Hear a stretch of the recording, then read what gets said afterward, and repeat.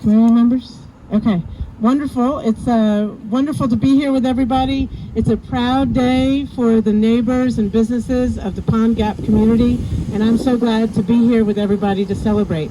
And I'm really glad that the city could be so responsive to the request of the Pond Gap Neighborhood Association to name this street an honorary name.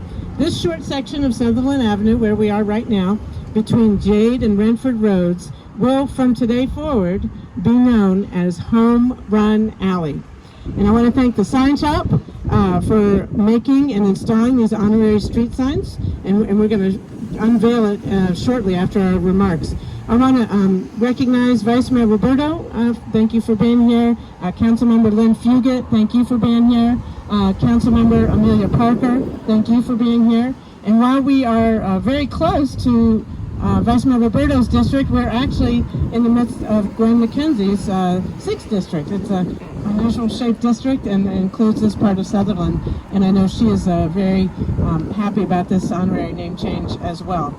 So, hold on, it's a little windy. Oops.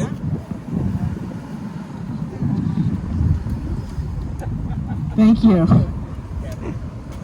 The wind is a harbinger of positive things, I'm sure. So today we are celebrating many things, and as the Neighborhood Association says, and as David's t-shirt attests, it's more than just about baseball, and it's more than just about game. Pond Gap is a welcoming and very diverse, wonderful neighborhood. And here, right here in the middle of Pond Gap, you'll find restaurants, stores, and services that reflect African, Asian, Indian, Mexican, Middle Eastern, and many other cultures, all who are right here part of our city of Knoxville. It's also the home of West High School, just down the road where my own daughters graduated, and home of UT Intramurals. But before all of these things were here that we enjoy today in 2023, many, many decades before, more than a decade before Jackie Robinson courageously integrated baseball at the professional level, you could come here to Pond Gap and find pickup baseball games right here that include black and white players playing side by side. We are celebrating the love of this neighborhood and pride in one's community. And David Williams is going to speak next. If you don't know him already, you'll know him soon. He is Mr. Pond Gap, and he is the person who keeps this history alive. And now this history is going to be kept alive through this honorary name change. So David grew up here many generations. How many generations? Four generations. 4 generations of his family have lived here. His great-grandfather's house, is that the one with the red banners across the street? If you look down the way with the banners, that's where his great-grandfather's house is, and that's where you live today. And that home marked the location of left field for the ball field that was here in the 30s, 40s, and 50s. So were there some broken windows during those games? No? Home run over there, okay. So to hear David describe it, these ball games were magical occasions. Everyone would come together to prepare the field for the game.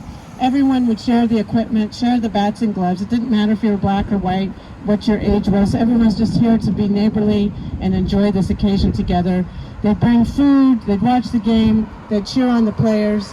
So we're here to celebrate this tradition, not just of baseball, not just about the game, but of all of us working together, neighbor to neighbor, hand in hand, celebrating community building, inclusion, and getting to know your neighbors. So before we make this dedication official, I'm going to turn the microphone over to David Williams to say a few words. David. Thank you, Mayor. Thank you for your help. Thanks City Council for their wonderful assistance and the Public Property Naming Committee. I wish my Uncle Bill was alive today. He would be thrilled at this. Like I said, this brings people together, and the Home Run Alley theme came from the baseball that was hit out of the field one Saturday morning.